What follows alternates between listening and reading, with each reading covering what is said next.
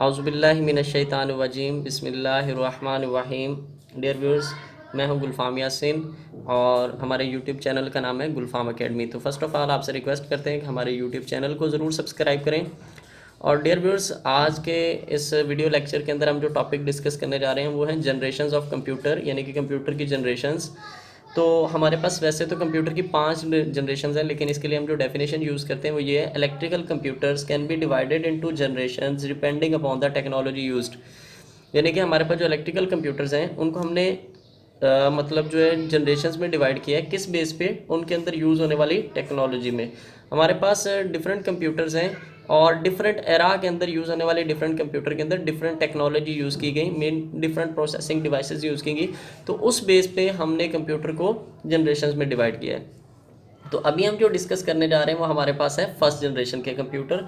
तो हम सबसे पहले फर्स्ट जनरेशन के कंप्यूटर को डिस्कस करने जा रहे हैं। फर्स्ट जनरेशन को हम डिस्कस करने जा रहे हैं। तो व्यूअर्स, हम देखते हैं कि फर्स्ट जनरेशन के कंप्यूटर में क्या था। व्यूअर्स, हमारे पास जो फर्स्ट जनरेशन के कंप्यूटर हैं, फर्स्ट जनरेशन के कंप्यूटर के अंदर प्रोसेसिंग के लिए जो डिवाइस यूज़ की गई उसका नाम था वैक्यूम ट्यूब। वैक्यूम ट्यूब को यूज़ किया गया फर्स्ट जनरेशन के कंप्यूटर के अंदर। जैसा कि अभी आजकल हमारे पास जो प्रोसेसिंग के लिए जो डिवाइस यूज़ की जाती है उसका नाम प्रोसेसर है। तो सिमिलरली फर्स्ट जनरेशन के कंप्यूटर के अंदर प्रोसेसिंग के लिए जो डिवाइस यूज़ की गई उस डिवाइस का नाम था वैक्यूम ट्यूब। और ये जो इस जनरेशन के जो कंप्यूटर थे, इटसेल्फ वैक्यूम ट्यूब भी ये काफ़ी साइज़ में बड़ी होती थी। आपको राइट साइड पे इस मतलब जो स्क्रीन के राइट साइड पे वैक्यूम ट्यूब नज़र आ रही होगी, आप देख सकते हैं साइज़ में काफ़ी बड़ी होती थी। और इस वजह चूँकि ये साइज़ में बहुत बड़ी होती थी तो इस वजह से हमारा जो कंप्यूटर था ये भी बहुत बड़ा साइज़ में बहुत बड़ा होता था। क्योंकि रीज़न ये थी कि एक कंप्यूटर के अंदर एक वैक्यूम ट्यूब नहीं बल्कि बहुत सारी मल्टीपल, यानी कि hundreds of vacuum tube use की जाती थी एक कंप्यूटर के अंदर। तो इस वजह से इस इटसेल्फ वैक्यूम ट्यूब का भी साइज़ बहुत बड़ा होता था और इसकी वजह से हमारे इस कंप्यूटर के फर्स्ट जनरेशन के कंप्यूटर का भी साइज़ बहुत बड़ा था। तो ये हमारे पास हम ये लार्ज इन साइज़ वाला पॉइंट दोनों के लिए लिख सकते हैं, यानी कि वैक्यूम ट्यूब के लिए भी लिख सकते हैं और फर्स्ट जनरेशन के कंप्यूटर फर्स्ट जनरेशन के कंप्यूटर भी साइज़ में बहुत बड़े थे और वैक्यूम ट्यूब इटसेल्फ भी साइज़ में बहुत बड़ी थी। और डियर व्यूअर्स, इस जनरेशन के जो कंप्यूटर थे वो काफ़ी एक्सपेंसिव थे और एक्सपेंसिव होने के अलावा हमें इस जनरेशन के कंप्यूटर को चलाने के लिए, यानी कि जो फर्स्ट जनरेशन ऐसे कंप्यूटर जिनके अंदर वैक्यूम ट्यूब यूज़ किए गए थे उनको चलाने के लिए हमें एसी की ज़रूरत होती थी। एसी की क्यों ज़रूरत होती थी? चूँकि ये जो हमारे पास वैक्यूम ट्यूब थी ये मतलब जो है जल्दी गर्म हो जाया करती थी और गर्म हो जाने की वजह से ये जल जाया करती थी। तो इसे हम मतलब गर्म होने से बचाने के लिए, इन्हें ठंडा रखने के लिए हम उस जिस रूम के अंदर फर्स्ट जनरेशन का कंप्यूटर मौजूद होते थे वहाँ पे एसी लगाया करते थे ताकि वहाँ का टेम्परेचर मेंटेन रहे, ताकि वैक्यूम जलने से बच जाए और कंप्यूटर अपना प्रॉपर काम करता रहे। ठीक है।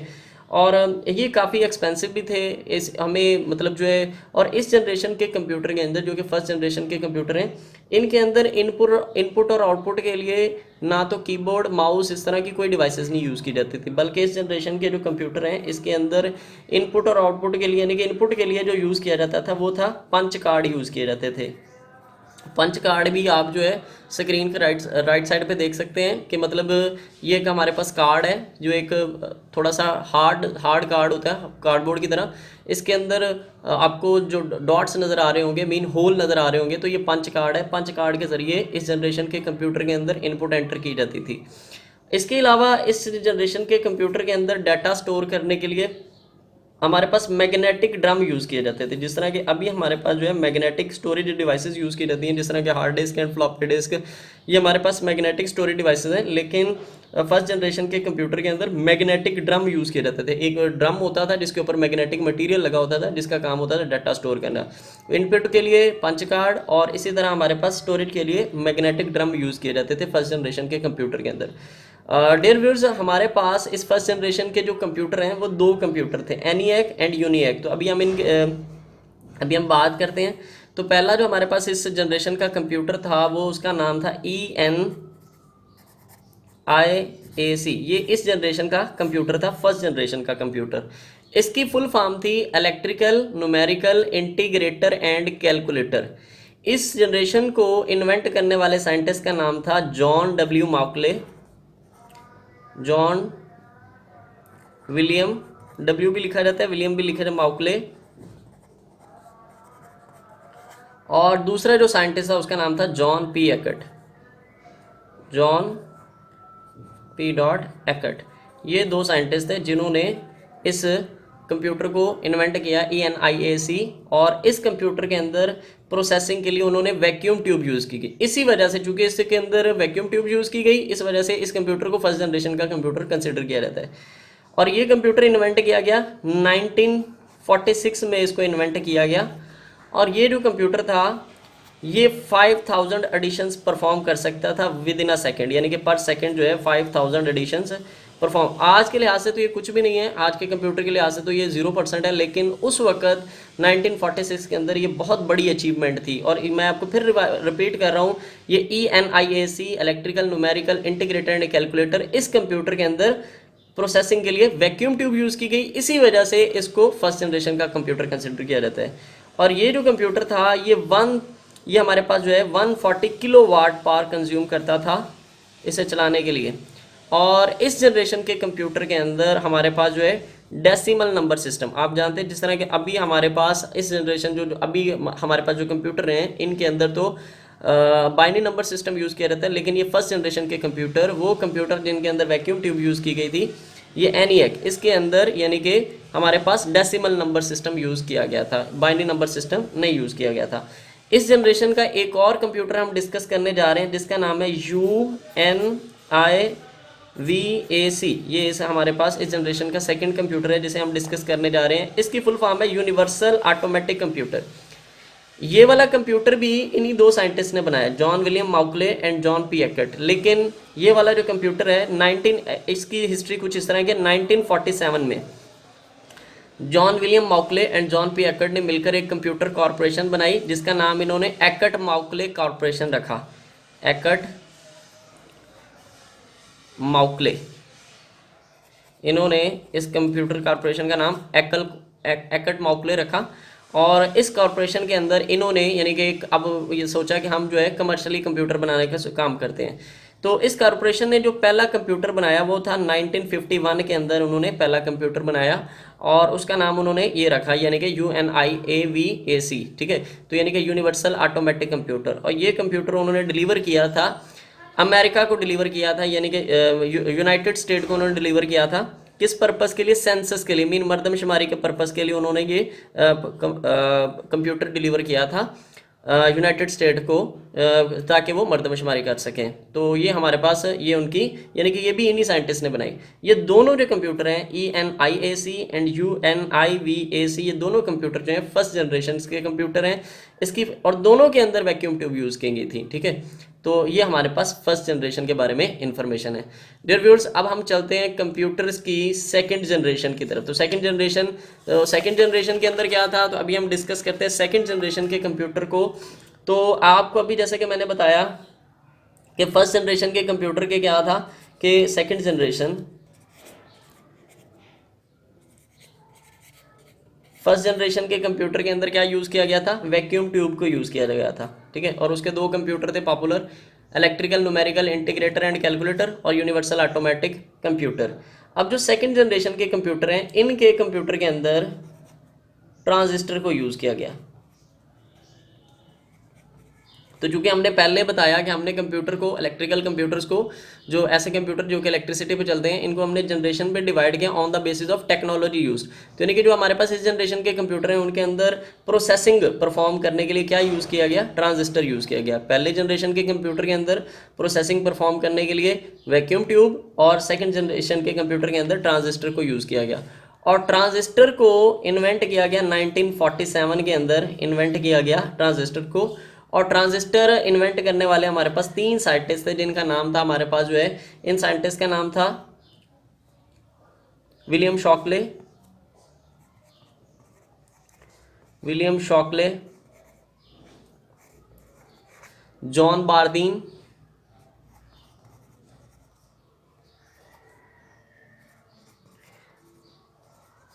And William Brattain. ये हमारे पास 3 साइंटिस्ट थे जिन्होंने मिलकर ट्रांजिस्टर को इन्वेंट किया। तो ये हमारे पास जो सेकंड जनरेशन के कंप्यूटर थे, इनके अंदर हमने बता तो दिया कि ट्रांजिस्टर यूज़ किया गया। अब ट्रांजिस्टर आया, इसका फ़ायदा क्या था? ये मतलब पहले वैक्यूम ट्यूब थी, जब वैक्यूम ट्यूब थी तो ट्रांजिस्टर इन्वेंट क्यों किया गया? उसकी रीज़न ये थी कि जो वैक्यूम ट्यूब थी उसकी प्रोसेसिंग पावर बहुत कम थी, उसकी प्रोसेसिंग स्पीड बहुत कम थी, ठीक है। वो बहुत ज़्यादा टाइम लेता था चीज़ों को प्रोसेस करने में। अब ये जो हमारे पास ट्रांजिस्टर आया, ये 40 टाइम्स फास्टर थे, 40 गुना तेज से, किससे? वैक्यूम ट्यूब से। यानी कि अब ट्रांजिस्टर आए तो ट्रांजिस्टर जो है, एक ट्रांजिस्टर जो है वो 40 वैक्यूम ट्यूब जितना काम कर सकता था। यानी कि जितना काम 40 वैक्यूम ट्यूब मिलकर कर रही थी, अब वही काम जो है एक ट्रांजिस्टर कर सकता था। तो इसी वजह से हम कहते हैं कि 40 टाइम्स जो है फास्टर थे ट्रांजिस्टर। एक सिंगल ट्रांजिस्टर जो है वो एक किसका नाम है, जो हमारे पास वैक्यूम ट्यूब है उससे 40 टाइम्स फास्टर था। और इसके अंदर एक और ये हमारे पास एडवांटेज मिला सेकंड जनरेशन के कंप्यूटर के अंदर, कि एक जगह पे, यानी कि अब जितनी जगह पे हमारे पास एक वैक्यूम ट्यूब जगह घेर रही थी, यानी कि सेकंड जनरेशन के कंप्यूटर के अंदर एक एडवांटेज ये था कि मतलब सेकंड जनरेशन के कंप्यूटर के अंदर एडवांटेज ये था कि जितनी जगह हमारे पास फर्स्ट जनरेशन के कंप्यूटर के अंदर एक वैक्यूम ट्यूब ऑक्यूपाई करती थी, अब उतनी ही जगह पे अब हम 200 ट्रांजिस्टर को यूज़ कर सकते थे। यानी कि जो हमारे पास, चूँकि हमने बताया पहले पढ़ा कि हमारे पास जो है वैक्यूम ट्यूब का साइज़ बहुत बड़ा था, तो यानी कि जितनी जगह पे एक हम जितनी स्पेस पे एक सिंगल वैक्यूम ट्यूब यूज़ होती थी, अब उतनी ही स्पेस पे अब 200 ट्रांजिस्टर को यूज़ किया जा सकता था। तो ऊपर हमने पढ़ा है कि एक सिंगल ट्रांजिस्टर जो है वो एक वैक्यूम ट्यूब से 40 टाइम्स फास्टर भी था। अब एक वैक्यूम की ट्यूब की जगह 200 ट्रांजिस्टर यूज़ किए जा सकते थे। तो इस वजह से ये हमारे पास सेकंड जनरेशन के कंप्यूटर के अंदर ये बहुत बड़ी अचीवमेंट थी कि इस जनरेशन की कंप्यूटर जो है वो साइज़ में बहुत स्मॉलर हो गए थे as compared to first generation. लेकिन अभी के आज की जनरेशन के लिहाज से वो कंप्यूटर भी बहुत बड़े, उनका साइज़ बहुत बड़ा था, ठीक है। लेकिन as compared to first generation ये कंप्यूटर साइज़ में बहुत छोटे हो गए थे और इनकी प्रोसेसिंग पावर भी बढ़ गई थी, प्रोसेसिंग स्पीड बढ़ गई थी, ठीक है। तो ये बहुत बड़ी अचीवमेंट थी। तो ये अभी, और हमने पढ़ा कि हमारे पास सेकंड जनरेशन के कंप्यूटर के अंदर क्या यूज़ किया गया? ट्रांजिस्टर यूज़ किया गया। और किस पर्पज़ के लिए यूज़ किया गया? इसका पर्पज़ वही था, प्रोसेसिंग परफॉर्म करने के लिए ये यूज़ किया गया। और ये हमारे पास ये कहाँ बनाए गए? ये जो ट्रांजिस्टर जो है ये बेल लैब्स के अंदर, बेल लैब्स में इनको प्रिपेयर किया गया ट्रांजिस्टर को, ठीक है। और इस जनरेशन के कंप्यूटर हैं, इनके अंदर भी इनपुट करने के लिए पंच कार्ड ही यूज़ किए गए थे। और यहाँ पे यानी कि सेकंड जनरेशन के कंप्यूटर के अंदर भी अभी तक माउस, कीबोर्ड, मॉनिटर वगैरह का कोई कॉन्सेप्ट नहीं था। हाँ, इसके अंदर ये है कि अब मैग्नेटिक टेप या मैग्नेटिक स्टोरेज डिवाइसेस इसके अंदर भी यूज़ की गई। मैग्नेटिक स्टोरेज डिवाइसेस जो है इस जनरेशन के कंप्यूटर के अंदर भी यूज़ की गई, ठीक है। और इस जनरेशन के कंप्यूटर के अंदर हाई लेवल लैंग्वेजेस भी यूज़ हो गई, हाई लेवल लैंग्वेजेस। यानी कि इस जनरेशन के कंप्यूटर के अंदर अब हाई लेवल लैंग्वेजेस भी यूज़ होना शुरू हो गई, मीन जिस तरह फॉर्ट्रन, कोबोल, ठीक है। इस तरह की हमारे पास असेंबली लैंग्वेज, इस तरह की लैंग्वेजेस जो है सेकंड जनरेशन के कंप्यूटर के अंदर यूज़ होना शुरू हो गई। अब हम आते हैं थर्ड जनरेशन के कंप्यूटर पे। थर्ड जनरेशन के जो कंप्यूटर थे,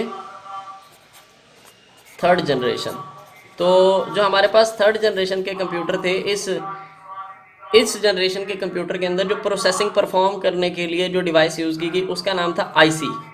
और आईसी की फुल फॉर्म है इंटीग्रेटेड सर्किट। और आईसी का जो कॉन्सेप्ट है ये हमारे पास दिया गया, फर्स्ट ऑफ ऑल 1958 में इसका कॉन्सेप्ट दिया गया, इसे बनाया नहीं गया, ठीक है। तो फिर आफ्टर 3 ईयर्स 1961 के अंदर इसको इन्वेंट कर लिया गया। और इसका जो कॉन्सेप्ट देने वाला साइंटिस्ट था उसका नाम था Jack S T dot Clair Kilby. ये उस साइंटिस्ट का नाम था जिसने यानी कि आईसी को इन्वेंट किया। और आईसी का जो साइज़ था वो था 1/4 स्क्वायर इंच।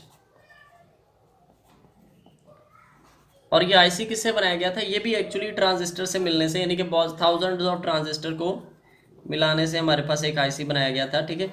और इस जनरेशन के अंदर अचीवमेंट ये हुई कि अब ये थर्ड जनरेशन के कंप्यूटर जो हैं, क्योंकि इनके अंदर आईसी यूज़ हुआ और एक आईसी जो है वो थाउजेंड्स ऑफ ट्रांजिस्टर के मिलने से बना।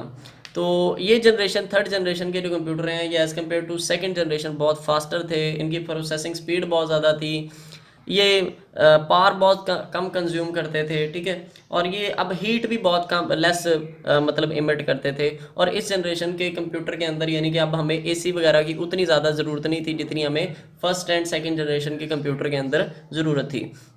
और इस जनरेशन के कंप्यूटर के अंदर सबसे बड़ी अचीवमेंट ये थी कि अब इस जनरेशन के कंप्यूटर के अंदर हमारे पास जो है हमें कीबोर्ड यानी कि इनपुट के लिए कीबोर्ड माउस और मॉनिटर भी यूज़ किया गया, ठीक है। तो पहली दो जनरेशन जो है फर्स्ट एंड सेकंड जनरेशन, उसके अंदर जो है कि इनपुट के लिए मोस्टली जो है पंच कार्ड यूज़ किए गए, ठीक है। लेकिन अब इस जनरेशन के अंदर इनपुट के लिए हमारे पास कीबोर्ड और माउस और सिमिलरली आउटपुट के लिए मॉनिटर यूज़ किया गया। और पहली दो जनरेशन के अंदर आउटपुट के लिए टाइपराइटर वगैरह यूज़ किए गए थे, ठीक है। तो ये हमारे पास थर्ड जनरेशन के अंदर बहुत बड़ी अचीवमेंट थी कि अब हमारे पास कीबोर्ड माउस और मॉनिटर जो है ये भी आ गए थे, ठीक है। तो मतलब कि हमारे पास थर्ड जनरेशन के कंप्यूटर के अंदर आईसी यूज़ किया गया और IC stands for integrated service circuit. और नौ जो डियर व्यूअर्स, अब हम चलते हैं अपनी नेक्स्ट जनरेशन की तरफ, फोर्थ जनरेशन जो है। अब हम आते हैं फोर्थ जनरेशन के कंप्यूटर की तरफ। तो फोर्थ जनरेशन जो है इसको हम देखते हैं इसके अंदर क्या किया गया। तो फोर्थ जनरेशन अभी हम डिस्कस करने वाले हैं फोर्थ जनरेशन को। फोर्थ जनरेशन, अब हम देखते हैं फोर्थ जनरेशन के कंप्यूटर। तो हमारे पास जो फोर्थ जनरेशन कंप्यूटर है, जिस तरह कि अभी हमने पढ़ा कि फर्स्ट जनरेशन के कंप्यूटर के अंदर वैक्यूम ट्यूब, सेकंड जनरेशन में हमारे पास जो है ट्रांजिस्टर, और थर्ड जनरेशन के अंदर हमारे पास आईसी को यूज़ किया गया। अब फोर्थ जनरेशन के जो कंप्यूटर हैं इनके अंदर क्या यूज़ किया गया, माइक्रो प्रोसेसर, जो कि अभी भी यूज़ हो रहा है। माइक्रो प्रोसेसर, जिसे आप जस्ट प्रोसेसर भी कहते हैं और सीपीयू भी कहते हैं, ठीक है। सीपीयू भी इसी का नाम है, central processing unit. Micro processor हो गया, प्रोसेसर हो गया, सीपीयू हो गया, ये एक ही डिवाइस का नाम है। तो यानी कि पहली जनरेशन के अंदर प्रोसेसिंग करने के लिए वैक्यूम ट्यूब, और इसी तरह सेकंड जनरेशन के अंदर प्रोसेसिंग परफॉर्म करने के लिए ट्रांजिस्टर, और थर्ड जनरेशन के अंदर प्रोसेसिंग परफॉर्म करने के लिए हमारे पास आईसी, और अब फोर्थ जनरेशन के अंदर माइक्रो प्रोसेसर इन्वेंट हो गया। तो बहुत बड़ी अचीवमेंट थी। ये जो माइक्रो प्रोसेसर है ये भी बहुत सारे आईसीज यानी कि छोटे छोटे आईसीज को मिलाकर ये माइक्रो प्रोसेसर इन्वेंट किया गया। और इन सिंपल वर्ड्स ऐसा कह सकते हैं कि एक्चुअली ये ट्रांजिस्टर से बना हुआ है, चूंकि मतलब आईसी भी तो ट्रांजिस्टर से बना था, तो इसके अंदर माइक्रो प्रोसेसर के अंदर बहुत सारे आईसीज को मिलाया गया। तो मीन के ये भी हमारे पास, हम ऐसा भी कह सकते हैं कि माइक्रो प्रोसेसर जो आईसीज को मिलाने से बना, और ऐसा भी कह सकते हैं ट्रांजिस्टर को मिलाने से बनाया गया। अब ये माइक्रो प्रोसेसर, पहला जो माइक्रो प्रोसेसर है इसको जो इन्वेंट करने वाला साइंटिस्ट था उसका नाम था टेड हॉफ।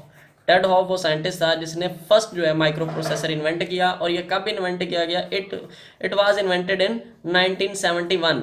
ये 1971 के अंदर पहला माइक्रो प्रोसेसर इन्वेंट किया। और ये जो साइंटिस्ट था ये काम कर रहा था इंटेल कंपनी के लिए, ठीक है, जो कि प्रोसेसर बनाने वाली कंपनी है। तो ये उस कंपनी के लिए काम कर रहा था। इसने उस चूंकि इंटेल के लिए काम कर रहा था, लिहाजा इसने पहले इसने जो हमारा माइक्रो प्रोसेसर था उसका नाम इसने रखा था इंटेल 4004। ये उस मतलब जो है पहले माइक्रो प्रोसेसर का नाम रखा गया। अच्छा, इस जनरेशन के अंदर एक अचीवमेंट ये हुई कि अब इस जनरेशन के अंदर वो ऑपरेटिंग सिस्टम भी यूज़ होना शुरू हो गए जो कि ग्राफिकल यूज़र इंटरफेस यूज़ करते थे, ठीक है। तो यानी कि फोर्थ जनरेशन के कंप्यूटर के अंदर ग्राफिकल यूज़र इंटरफेस वाले यानी कि GUI वाले हमारे पास कंप्यूटर यूज़ होना शुरू हो गए। यानी कि ऐसे कंप्यूटर यानी कि सॉरी हमारे फोर्थ जनरेशन के कंप्यूटर पे अब वो OS भी यूज़ होना शुरू हो गए जो हमें क्या प्रोवाइड करते थे, ग्राफिकल यूज़र इंटरफेस प्रोवाइड करते थे। और इस जनरेशन के अंदर फिर इंटरनेट यानी कि इस जनरेशन के कंप्यूटर्स को फिर नेटवर्किंग के लिए भी यूज़ किया गया। और इसी जनरेशन के कंप्यूटर के अंदर वायरलेस टेक्नोलॉजी को भी यूज़ किया गया। और फिर इसी जनरेशन के कंप्यूटर के अंदर इंटरनेट को भी यूज़ किया गया। और फिर इसी जनरेशन के कंप्यूटर के अंदर मल्टीमीडिया टेक्नोलॉजी को भी यूज़ किया गया। यानी कि हमारे पास पिक्चर्स, टेक्स्ट और वीडियो वगैरह, इस टेक्नोलॉजी को आप पता है मल्टीमीडिया कहते हैं। मल्टीमीडिया टेक्नोलॉजी को भी, ऐसे सॉफ्टवेयर जो कि मल्टीमीडिया सपोर्ट करते हैं उनको भी इसी जनरेशन के कंप्यूटर के अंदर यूज़ किया गया। तो ये हमारे पास है फोर्थ जनरेशन।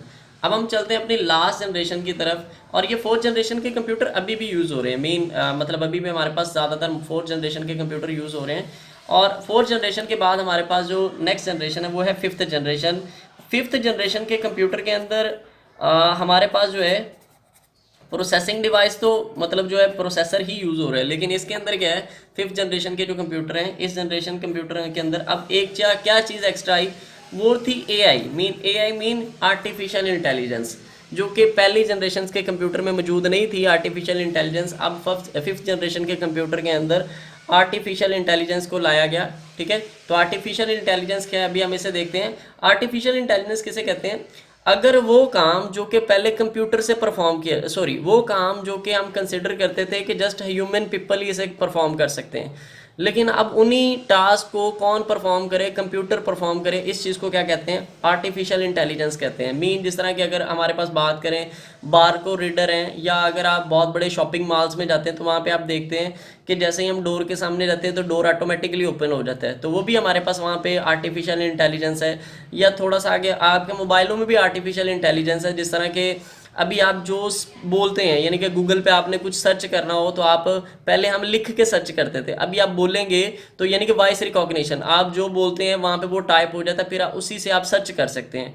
तो देखिए वॉइस रिकॉग्निशन पहले किसकी कैरेक्टरिस्टिक थी, ह्यूमन बीइंग की थी, यानी कि कौन अंडरस्टैंड करता था आपकी लैंग्वेज को, सिर्फ ह्यूमन बीइंग अंडरस्टैंड कर सकते थे, मैं बोल रहा हूँ आप अंडरस्टैंड, लेकिन अब वो कैरेक्टरिस्टिक कंप्यूटर के अंदर भी आ गए। मीन कि अब आप जो बोल रहे हैं वो कंप्यूटर भी उसे उसी तरह अंडरस्टैंड कर सकता है जिस तरह ह्यूमन बीइंग करता था, that is artificial intelligence.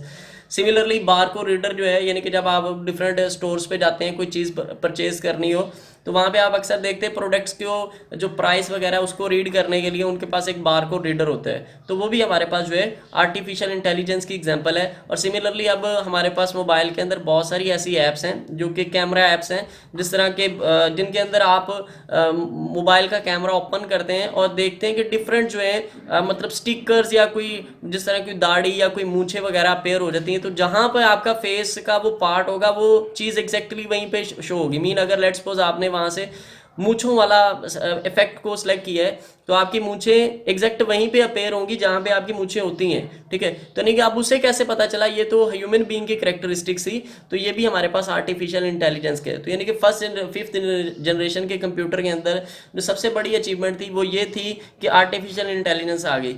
4th generation के कंप्यूटर के अंदर भी माइक्रो प्रोसेसर यूज हुआ, लेकिन इन जनरेशन के कंप्यूटर के अंदर आर्टिफिशियल इंटेलिजेंस नहीं थी। अभी भी हमारे पास ये 5th जनरेशन के कंप्यूटर अभी भी यूज़ हो रहे हैं और फ्यूचर में भी यही यूज़ होंगे। अभी तक हमारे पास कोई नहीं, मतलब ऐसा 6th जनरेशन का अभी तक कोई कॉन्सेप्ट नहीं कि 6th जनरेशन में क्या आएगा। हाँ हो सकता है मतलब जल्दी कोई डेवलपमेंट हो जाए, लेकिन अभी तक इस तरह का कोई कॉन्सेप्ट नहीं है। तो इसके अंदर यानी कि मेन जो है वो यही था आर्टिफिशियल इंटेलिजेंस, और इसके अंदर अभी भी बहुत हद तक अचीवमेंट हो गई है आर्टिफिशियल इंटेलिजेंस, लेकिन अभी भी साइंटिस्ट जो है फर्दर अचीवमेंट चाहते हैं कि हमें फर्दर हम कुछ और करें, मीन के कंप्यूटर हमारी नेचुरल लैंग्वेज को अंडरस्टैंड करें। तो ये अभी अंडर प्रोसेसिंग भी है, बहुत सारी इसके अंदर अचीवमेंट भी हो चुकी है आर्टिफिशियल इंटेलिजेंस के अंदर, लेकिन अभी मतलब जो है ये अंडर प्रोसेसिंग भी, मीन अभी इसके ऊपर काम चल रहा है, फर्दर इन्वेंशन हो रही है, मतलब देखा जा रहा है कि हम इसे किस तरह बेटर से बेटर यानी कि और बेटर कर सकते हैं। तो इस जनरेशन के अंदर यानी कि आर्टिफिशियल इंटेलिजेंस को अचीव करने के लिए पैरेलल प्रोसेसिंग को यूज़ किया गया। पैरेलल प्रोसेसिंग का क्या मतलब है, पैरेलल प्रोसेसिंग का मतलब है कि मतलब at a time more than one processors को यूज़ करना। ठीक है, और इसी तरह इस जनरेशन के कंप्यूटर के अंदर सुपर कंप्यूटर्स को भी मतलब सुपर कंडक्टर्स को भी यूज़ किया गया ताकि हम मतलब जो है आर्टिफिशियल इंटेलिजेंस जो है बेटर वे में अचीव कर सकें। ठीक है, तो ये हमारे पास 5th जनरेशन के कंप्यूटर्स मतलब जो है कंप्यूटर के अंदर यानी कि आर्टिफिशियल इंटेलिजेंस अचीव हुई। तो डियर व्यूअर्स, हमारा ये लेक्चर आज का कंप्लीट हुआ है, जिसके अंदर मैं जस्ट अब ओवरव्यू दे देता हूँ। मीन पहली जनरेशन के कंप्यूटर के अंदर हमारे पास वैक्यूम ट्यूब यूज़ की गई, 2nd जनरेशन में ट्रांजिस्टर, एंड 3rd जनरेशन के अंदर आईसी, 4th जनरेशन में माइक्रो प्रोसेसर, और 5th जनरेशन के अंदर हमारे पास जो आर्टिफिशियल इंटेलिजेंस को इंट्रोड्यूस कराया गया। और ये जनरेशन अभी भी चल रही है, फ्यूचर में भी इसी का 4th और 5th जनरेशन अभी चल रही हैं। ठीक है, तो ये हमारा आज का वीडियो लेक्चर था। अगर डियर व्यूअर्स आपको कोई प्रॉब्लम हो आप नीचे कमेंट में बता सकते हैं, और आपसे ये रिक्वेस्ट है कि हमारे चैनल को भी सब्सक्राइब करें और हमारी वीडियोस को भी लाइक एंड शेयर करें ताकि आप हमारे आने वाली मज़ीद वीडियोस को भी देख सकें। अल्लाह हाफिज़ व्यूअर्स।